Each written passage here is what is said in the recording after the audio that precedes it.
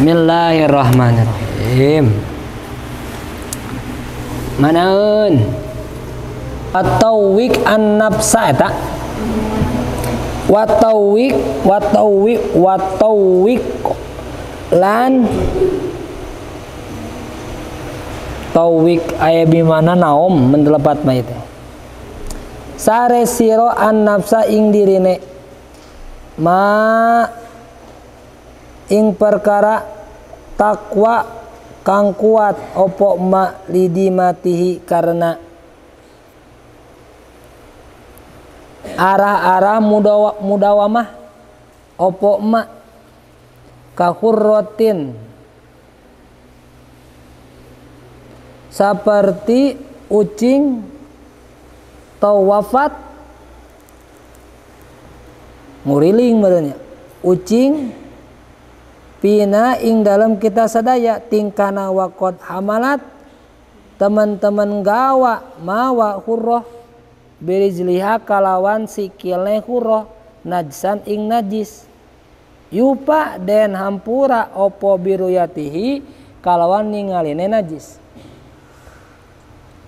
wabintu jeung utawi budak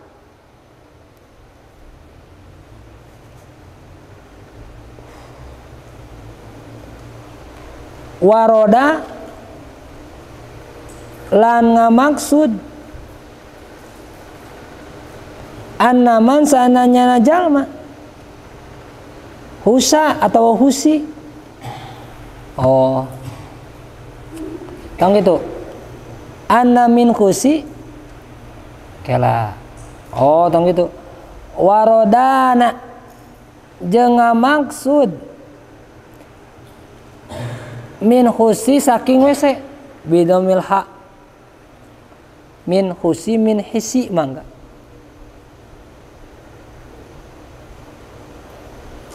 ida waqa'at iku di mana-mana tumiba bintu lain ngaran teh ngaran binatang teh euy wa bintu wirdana teh jeung untawi budak coro ida waqa'at iku di mana-mana tumiba bintu pima ing dalam tempat awad'i atawa tempat cai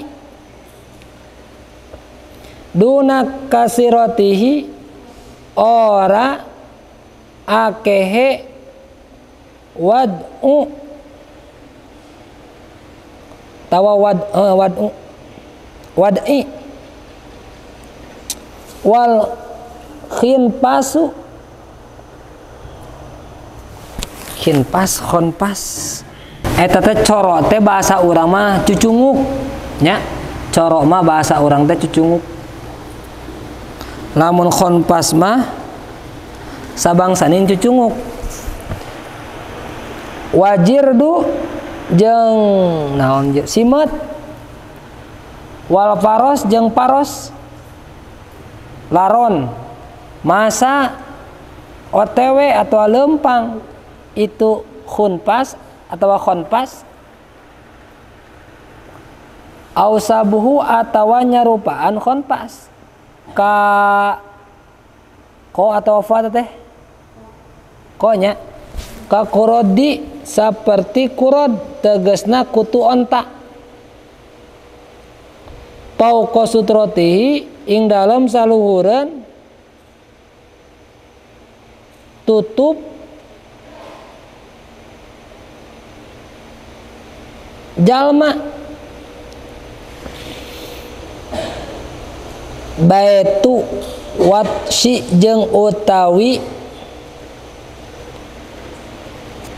tungku alatnya tungku paranti ngabeulem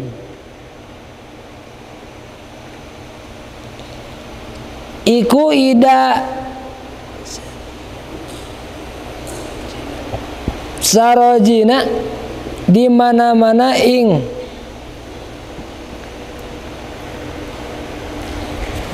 surojin didinya mah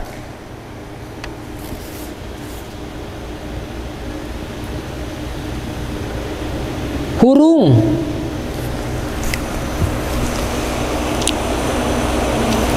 au qadahu atawa ngaidan uang ing sirojin. Abu Hanifah tu utawi Imam Abu Hanifah ikut toharo ngabersihkeun kulla khobzan ba ta ya ila khubzatihi ing saban-saban rotina jalma. Qala ngadauh sinten An-Nawawi Imam Nawawi al-aksaratu opo al-aksaratu kulit lisokot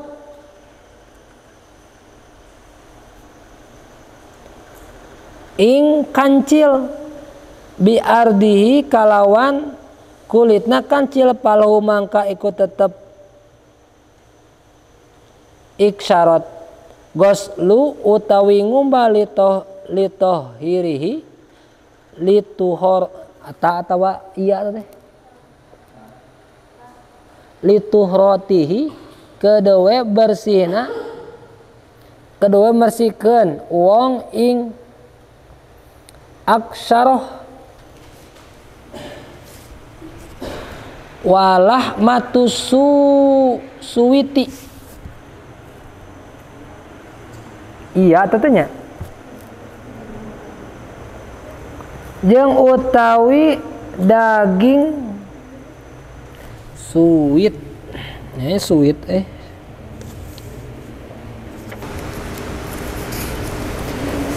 dina ieu bab musannif ngabahas tentang pirang-pirang najis anu mana eta najis teh dihampura. Kahiji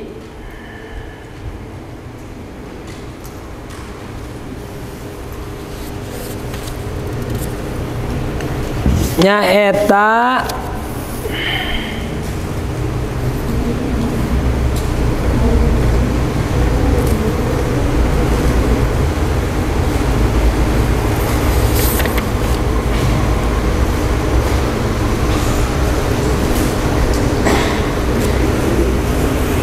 lamun aya cucunguk atawa sabangsaning cucunguk simet kupu-kupu jeung sajabana lamun aya di luhureun pakaian bari dina eta hayawan teh nu bieu disebatkeun dina sukuna aya najis tapi najisna la nadur henteu katingali henteu terlihat maka eta pakaian anu kaentreupan sasatoan nu bieu bari mawa najis dihukuman eta pakaian henteu najis. Terus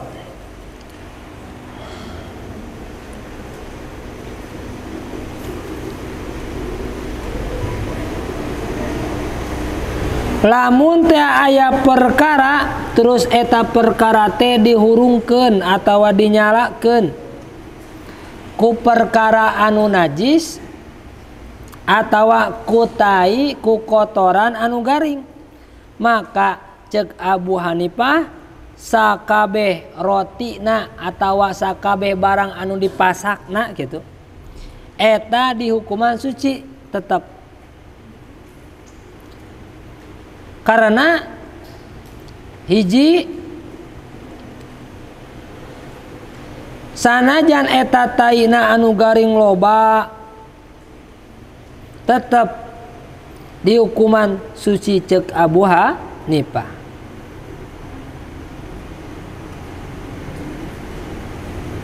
Tapi ya teh cek imam ucapan Imam Abu Hanifah teh nyaurkeun sucina teh eta teh salah satu kaul anu dhaif. Tapi cek Imam Nawawi mah kecuali luarna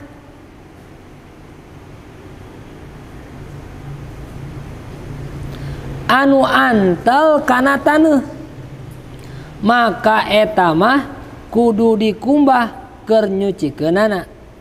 Eta kaul anu mutamad dina pada diampurana.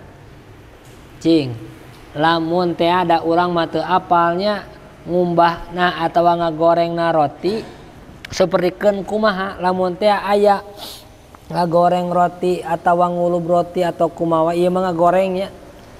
Ngagoreng roti nate ku perkara anu najis atau ku tai anu garing rek loba rek saeutik. Lamun ceuk Imam Abu Hanifah mah di hukuman dhaif eta teh. Lamun ceuk Imam Nawawi mah di hukuman sujud teh anu jerona anu luar mah teu lamun teh euntreub kana eta najis. Keuna antel teh kitu. Tak kitu we simpel nama. Walamu natijah daging anu digoreng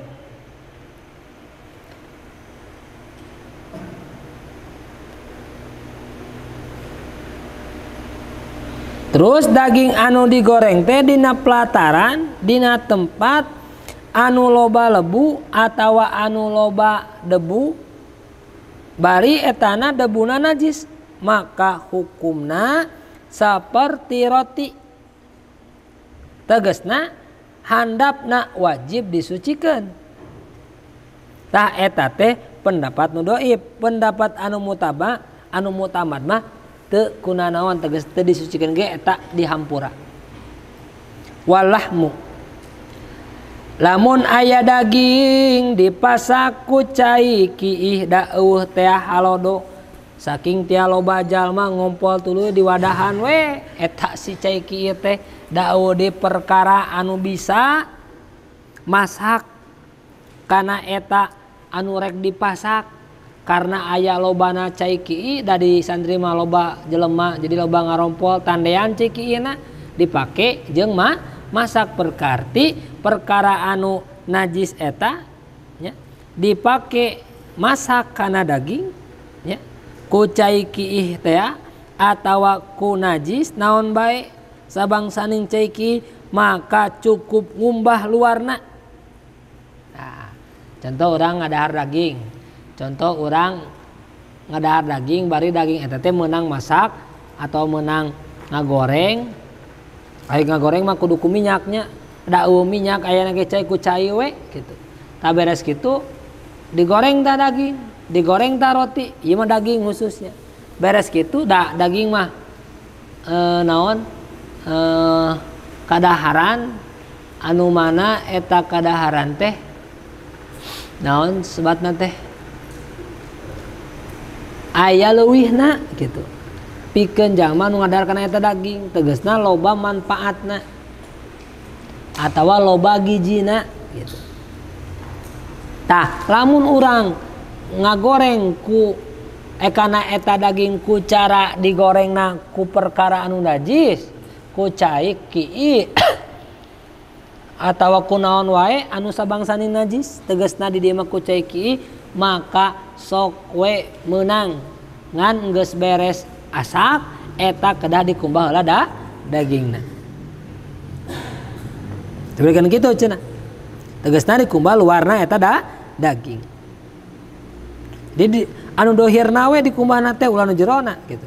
Tong kudu dikeum teu kudu.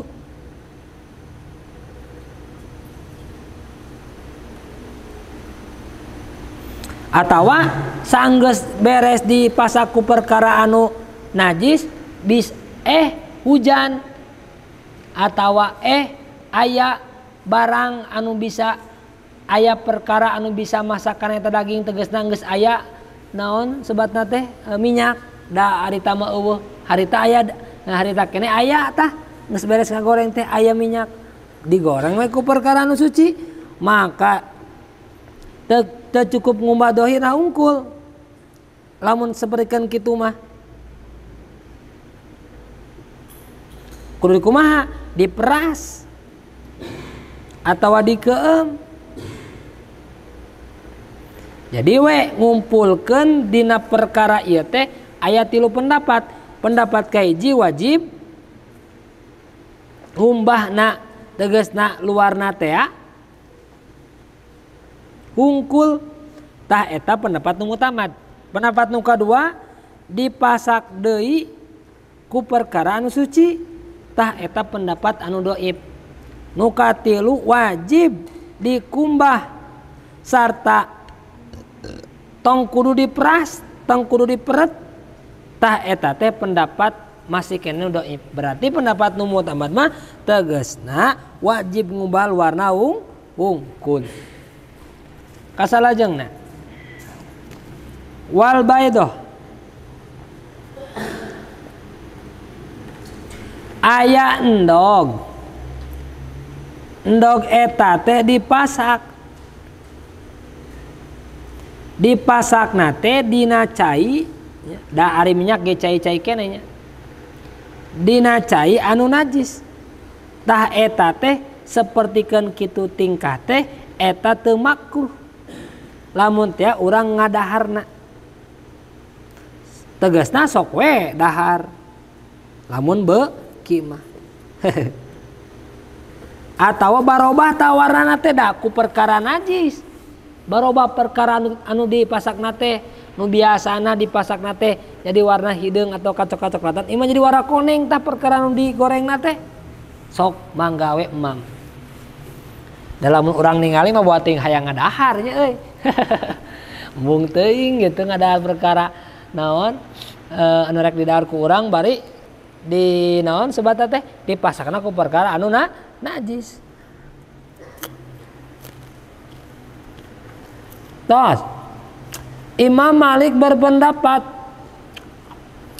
hukum endog anu dipasak ku para najis ku perkara anu najis da Imam Maliknya eta teh saperti hukumna daging anu dipasak ku perkara najis sami amsilahna kiasanana dina pada naon teh henteu kudu disucikeun, teu kudu disucikeun ngan saukur dikumbah luarna wungkul. Alasanana aya 2. Hiji, endog anu dibungkus tegasna can dibukaan gitu si kulitna. Endog anu dibungkus ku kulit atawa dibungkus kene atawa dibungkus ku perkara nu sejen atawa ku kain atawa ku plastik gitu.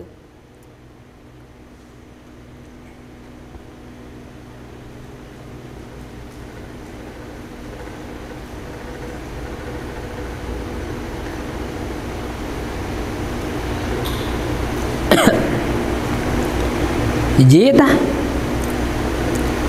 2 lamun cai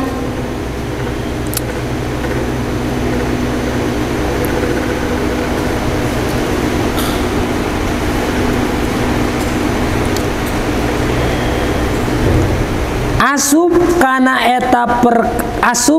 eta endog tegasna kana jerona endog anu direbus maka nalika didahar endog eta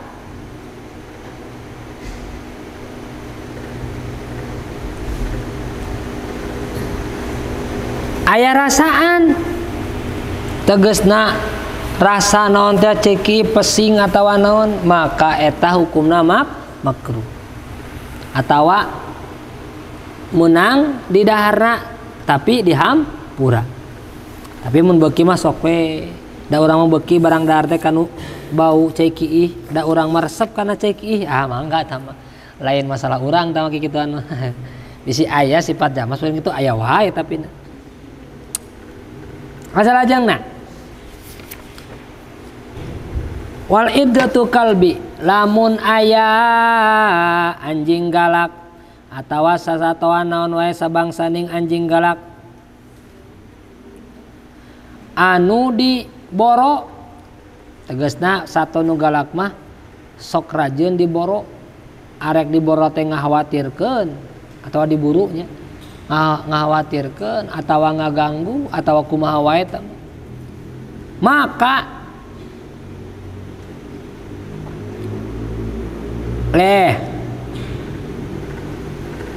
balikan di muakarti lamun aya sasatoan atawa barang digegel tah ku anjing anu galak maka cukup ngumbah luarna hungkul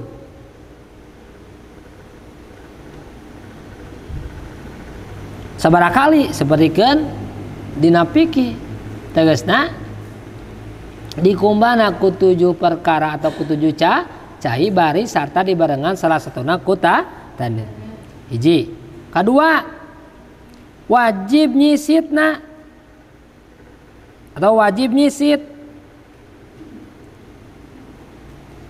anu tapak ngegelna wajib disisit katilu dihampura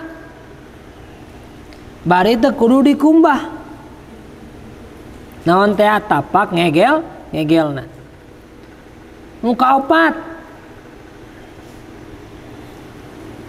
lamun ngegelna ngaluarkeun getih maka teu meunang ngadahar dagingna atawa ngadahar perkara roti atawa naon wae kitu karena bakal dihukuman najis. Nu kalima cukup ngumbah getih anu kaluar bieu teh bari ngumbahna teu kudu make tandeu. Nu kagenep getih anu kaluar tina perkara anu digegel atawa didahar gitu ku anjing nu galak eta hukumna suci anu kaluarna eta dihukumna suci eta pendapat paling unggul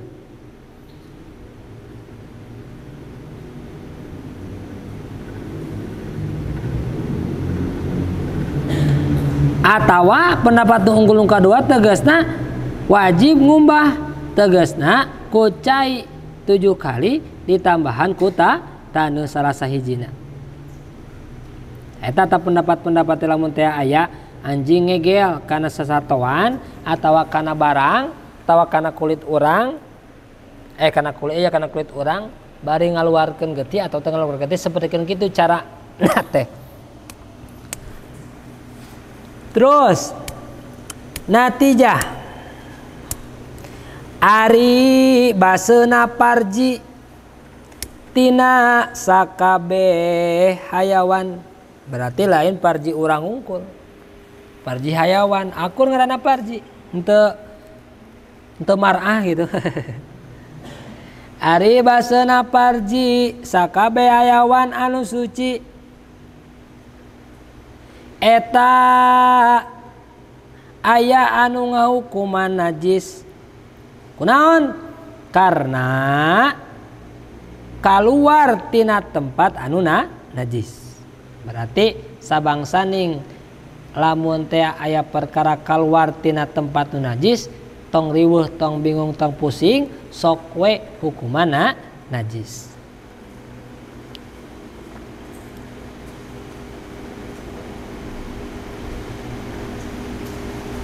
Lamun teh pas aya base parjina teh keluar endog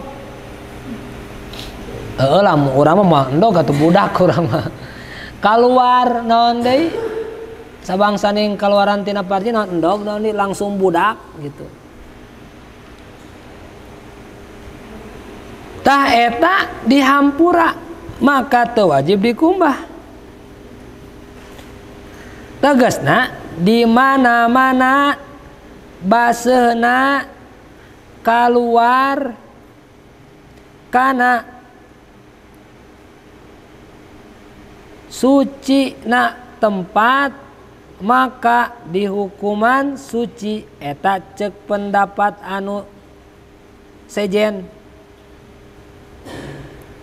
cek pendapat hiji deui tegasna najis tapi najis ge eta dihampura. Nah berarti bisa dihukuman suci, bisa berarti dihukuman najis. Ngan najisna dihampura. Bisi bareng jeung endog keluar, atawa jeung naon jeung budak Asok ayapan naon teh anu bararasa kitu teh naon tuh ketubannya eta najis teh hukumna tah eta bisa dikiaskeun kana eta. Salajengna pisamil.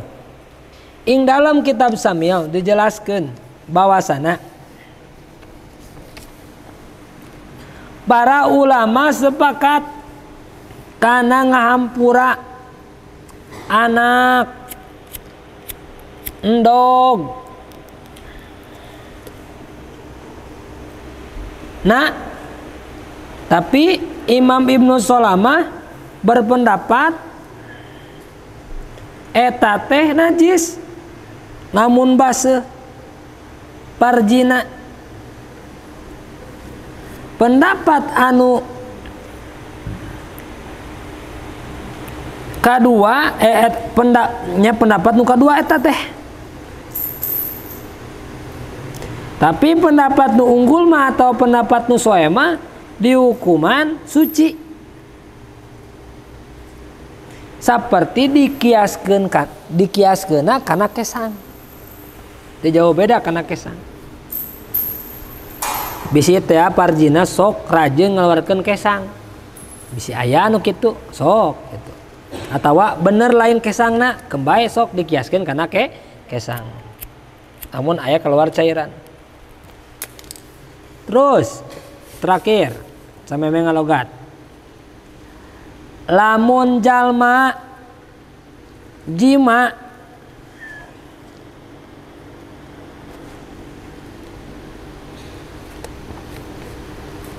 atawa jalma anu jima di mana-mana kapiheulaan ku kaluar madi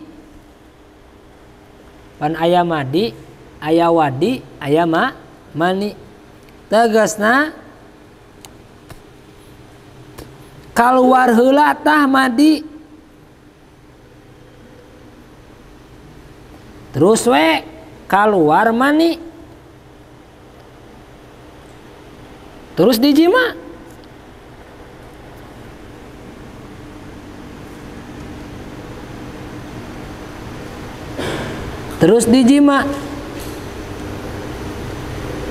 geus dijima keluar madi atau keluar di mani jadi kobla dijima madi keluar dan geus naon teh sebetna teh geus merangsang gitu atau geus dijima geus puguh dijima apakah keluar madi atau mani.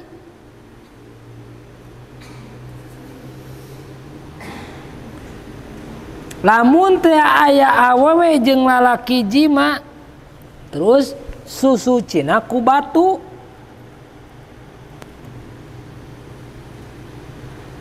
atawa hiji susuci ku batu lalakina hungkul da urang mah embung ku cai rek gaya atawa rek legeg loba cai ge ku batu we kitu awewena ku cai kumana lalakina susuciana ku batu ngamalkeun ilmu teh gitu.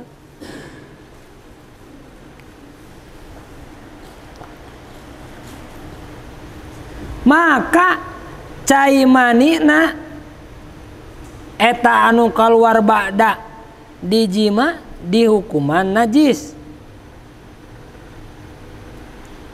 Maka dakarna jadi najis jeung wajib dikumbahna. Eta teh pendapat nu dhaif. Nah, awas. Cek pendapat anu leuwih sahih anu mu'tamad mah teu jadi najis dakarna jeung dihukuman suci. Ieu pendapat anu mu'tamad. Emang ieu nu bener pugumah nu ku urang sok dipelajari mah. Ngan aya anu berpendapat lamun kaluarna mani jeung wadi jadi najis. Ngan pendapat nu unggul mah tegasna naon teh? Suci. Jadi dakarna atau parjina henteu dihukumana najis. Urang mah geus beres jima teh sok dicabakan. Bobogaan teh pas dicabak teh nyabak baseuh. Baseuhna teh habedal jeung cai mani. Ieu mah encer pugumah eta mah meureunnan geus dikocek-kocek atau kumaha gitu. Atau kumaha we eta mah teu apal da biasana pasti we eta mah jawaz nya bakal keluar cai mani mah geus dijima mah asa moal teuing gitu. Tah kitu nya. Geuningan ilmu teh lobanya ya Allah. Ngan Ibnu Hajar berpendapat kana baseuna parji kutilu bagian hiji cek Ibnu Hajar suci kalawan pasti naon teh anu kaluar tina tempat anu wajib dikumbah. Nu kadua kaolna najis kalawan pasti anu kaluar tina jerona parji. Tilu suci menurut pendapat anu leuwih soheh anu kaluar tina jerona parji.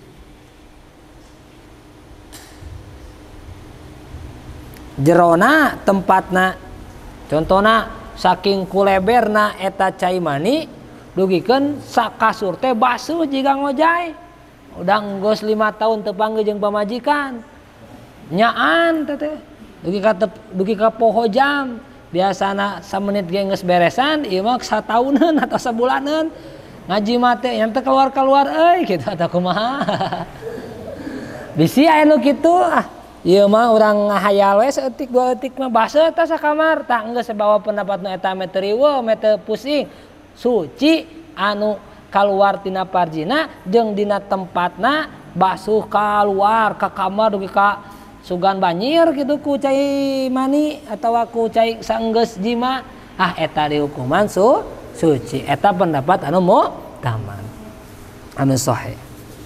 Asalajengna natijah ari geti anu kaluar dina sabada beakna geti head geus beres head geti kaluar deui maka dina dihukuman sucina aya 2 pendapat anu soheh. Hiji di hukuman suci karena baseuh anu pisah tina getih ed. Pendapat nu kadua baseuna parji di hukuman najis maka darah anu kaluar atawa anu ngalir sabada beakna getih head di hukuman najis.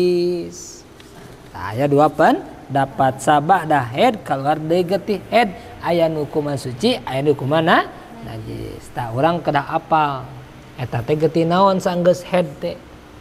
Ingat zaman suci teh aya sabaraha poe? 15 poe.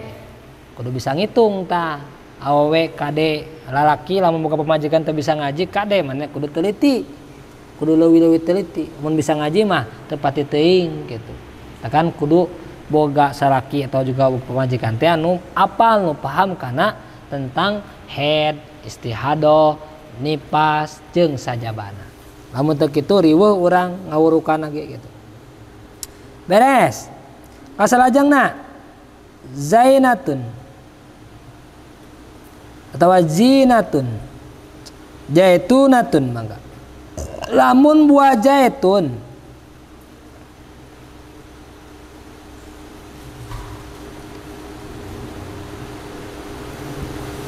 dikeem dina cai anu najis atawa kiasan selain buah jaitun, buah apel, buah anggur, buah jeruk dikeem dina perkara anu najis maka cara nyucikeuna cukup ku dikumbah dohirna atawa luarna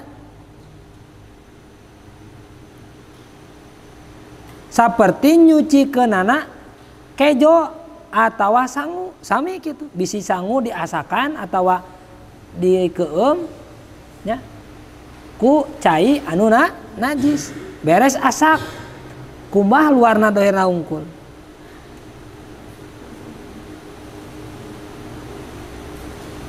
Inti nama sakabeh perkara anu di atawa buah atawa kejo anu di keum ku cai najis beres arasakna tah kedah dikumbah deui ku cai.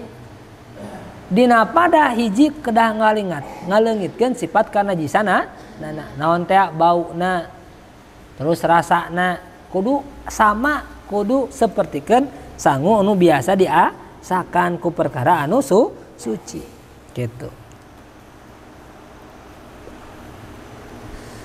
Terus sakinatun. Oh sakinatun di dinya teh pesonya. Bisi tadi ngalogatan lain eta. Lamun peso dibanjur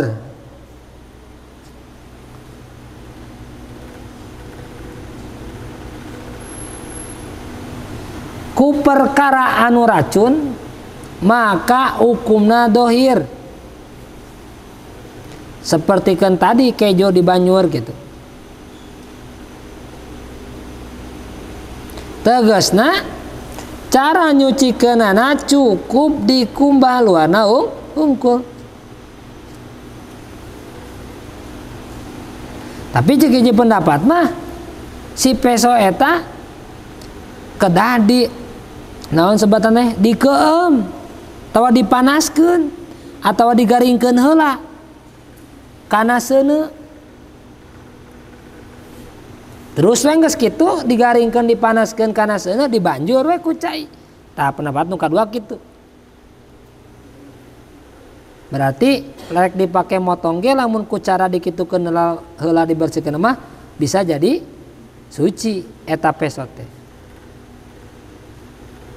Pendapat nu paling utamanya eta pendapat nu kahiji disamikeun sapertikeun ngumbahna buah zaitun atawa ngumbahna cai tegasna dina dohirna wungkul.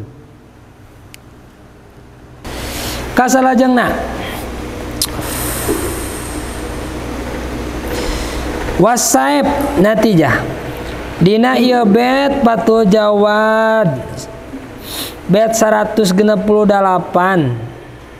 ngabahas tentang pedang atawa peso jeung sabangsaning benda anu seukeut di mana-mana eta bendang benda non peso atawa pedang dibanjur ku cai maka jadi ruksak. Maka cek Imam Malik jeung ulama madhab Hanafi hukumna dihampura ku dielapna. Jadi lamun tiap pedang peso ku urang sok dipake mencit, sok dipake naon meulahan atawa nyisikan sabangsaning sasatuan nu mana bakal ngaluarkeun naon najis getih, maka eta peso maka eta pedang kembali tadi kumbah ge lamun teh eta si peso eta si pedang sok rajeun istiqomah make ngagunakeun kana perkara anu ngaluarkeun kana getih, mangka teu kunaon tadi kumbah ge cenah ku dielap we da mata karuksakeun kana pedang mata ngaruksakeun kana peso mungkin dielap we. Tapi cek Imam Syafi'i mah kumaha wajib dikumbah tah urang mah eta wajib dikumbah da meuli pedang meuli peso mah moal teu sapira bakal kabeuling insyaallah. Sanajan bakal ngakibatkeun si peso si pedang eta dikumbah ku cai batak matak ngaruksakeun teu kunaon kudu dikumbah we. Terus wa khamrah lamun arak dina wadah anu mana eta wadah teh ngagolak sehingga si khamru eta naon ngaluarkeun uap atawa kaluhur tah berarti aya salah satu najis anu kaluar atawa aya naon sebatan teh anu eta teh halin haseup naon tuh lain embun juga embun teh naon sebutna teh kitu teh naon ngaranna so aya entrep ning kana tutupna teh lah anu kitu mengo nya teh basuna naon aing hayang apa tah anu kitu tah di luar teh sok aya cai gitu.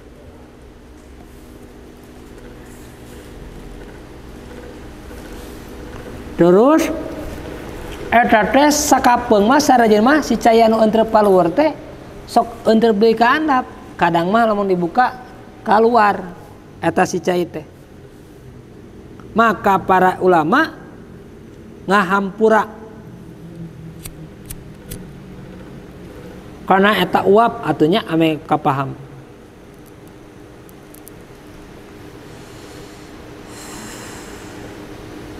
Sarta jerona tegasna wadahna pokokna masa kabeh we wadahna teh dihukuman suci. Tathiru ari nyucikeun gentong atawa wadah arak da gentong mah arak mah sok dipake sok ditunda dina gentong khusus biasa nama arak teh ame jadi cuka teh ya. Eta cukup sok tulis ku ngocorkeun cai kana eta gentong namun teh geus beak supaya leungit najisna jeung oge teu disyaratkeun ngeueumna eta gentong ku cai supaya rembes kana jero eta bahan gitu. Cek Imam Ahmad bin Ambal teu jadi suci ku cara dikumbah seperti kitu sabarikeun nu bieu mah teu suci cek Imam bin Ambal.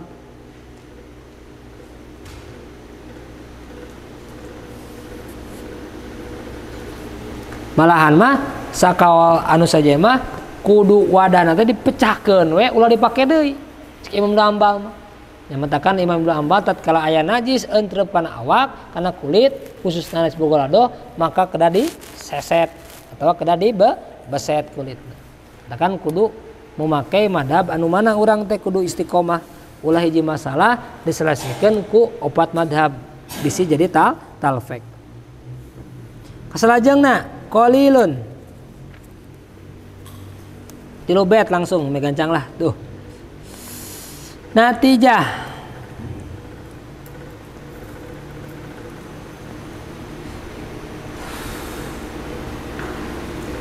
bulu atau rambut anu saeutik cek adat anu mana eta bulu teh sok aya dina kulit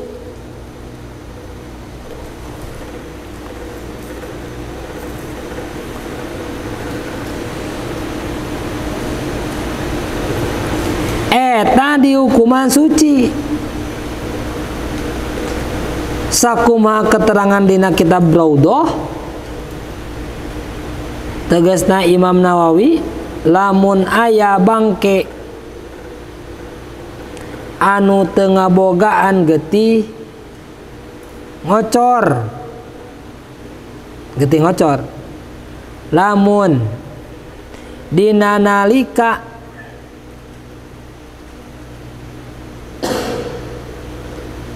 disoehkeun atau dibeset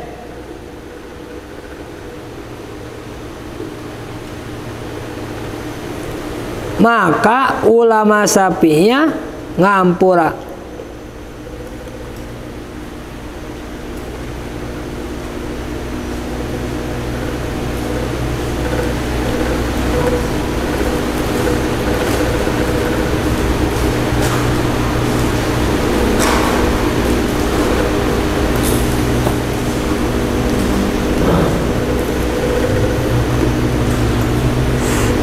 lamun tina bangke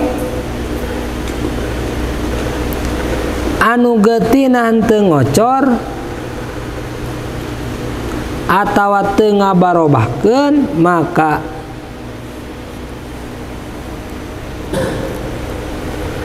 dihampura oge.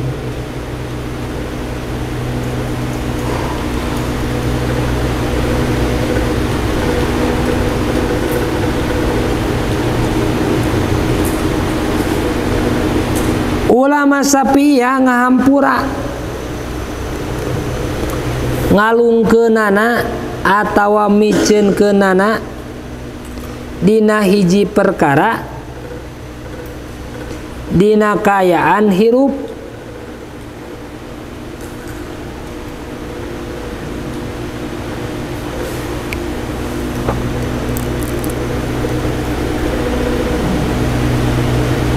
Terus atau rek paeh atau hirup kene atau rek paeh.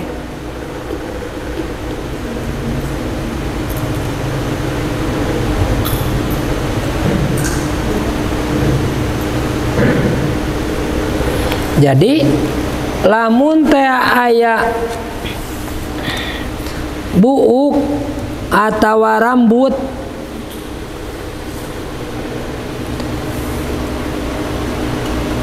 eta buuk eta rambut teh atawa kulit anu disamak, naon wae kulitnya disamak, sapi naon di doma, nah eta teh pan sabangsaning kulit, sabangsaning buuk nu aya dina kulit. Tah lamun tina perkara eta kulitna meunangna tina kulit rek sapi rek domba tetep kudu apal heula cara mencitna atau kudu apal heula cara nyembelihna. Lamun eta bangke bener-bener bangke berarti si kulitna ge jadi bangke. Lamun teu apal dihampura. Da lain urang mencitna ge, lain urang menyembelihna ge. Nah, gitu.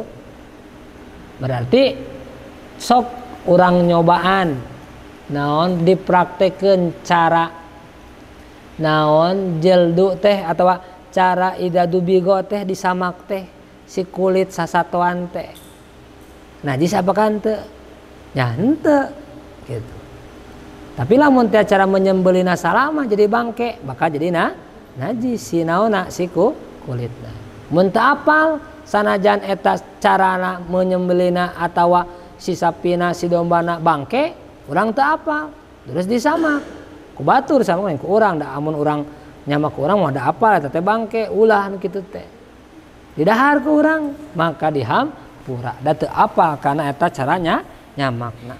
Arek kulit sapi atawa landak atawa kumbang cak-cak sugan beuki disamak laleur bilatung kupu-kupu naonnya sabangsaning maka para ulama ngahampura kana sakabehna. Nya kitu deui lamun aya nyamuk disamak atawa sireum tumila sugan beuki tegasna bangke hayawan anu sama sekali teu ngabogaan berarti nu tadi mengabogaan getihnya ayeuna mah teu ngabogaan getih eta seperti cucunguk atau seperti nyiruan tumila mah aya getihannya bilatung jeung sajabana eta anu teu ngabogaan anu getih teh teu najis tegasna suci. Atawa laleur atawa sasatoan nu leutik anu ngabogaan getih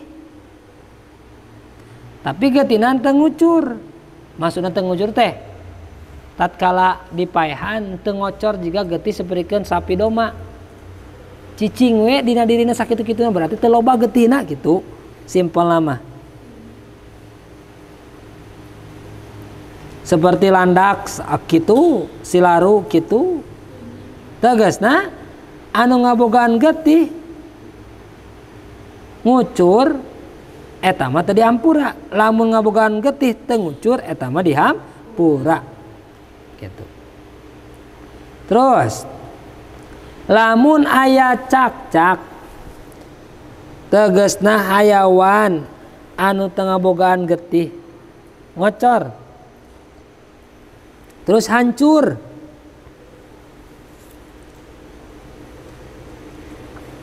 atawa naon bubuk.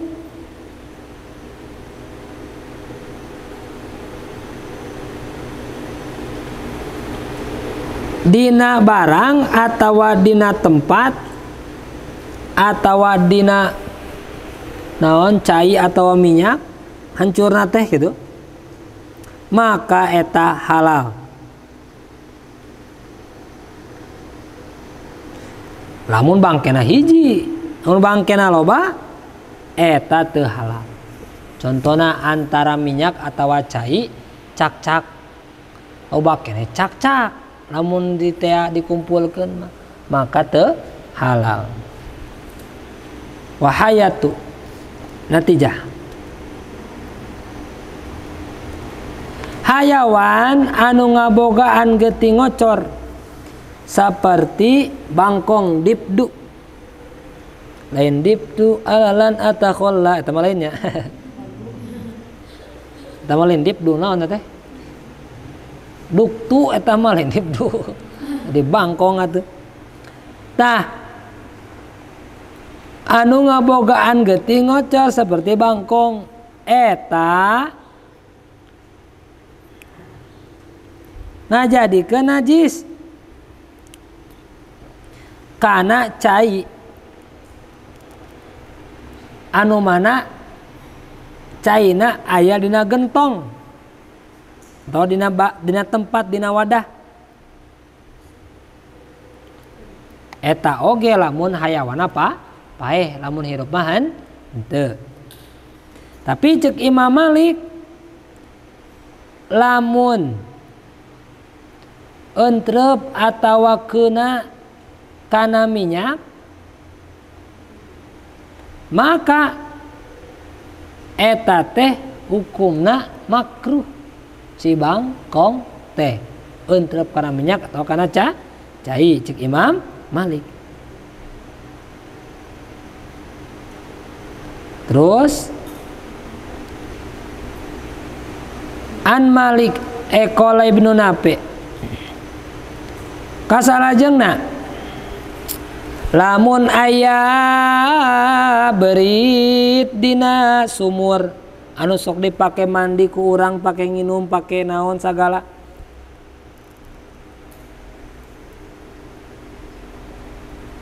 terus paeh maka cek Imam Malik teu wajib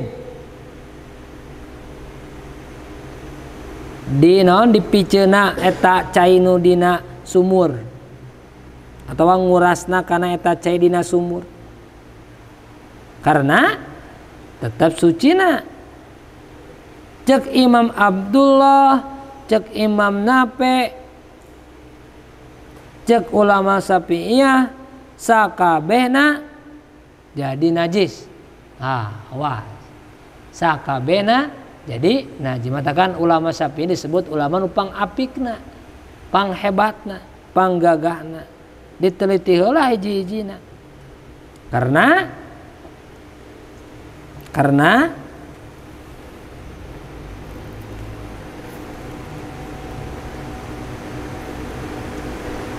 benda cair bisa jadi najis. Jeung hese nyucikeun. Tegasna elatna lamun teh eta naon beurit sato leuwih loba daripada cai. Tah kitu elatna teh. In mata li adami. Natijah lamun aya bangke bangsa Adam dina cai nu saeutik maka cai eta tetep dihukuman suci. Kunaon? Karena bangkena maitna bangsa Adam dihukuman suci. Wahamluhu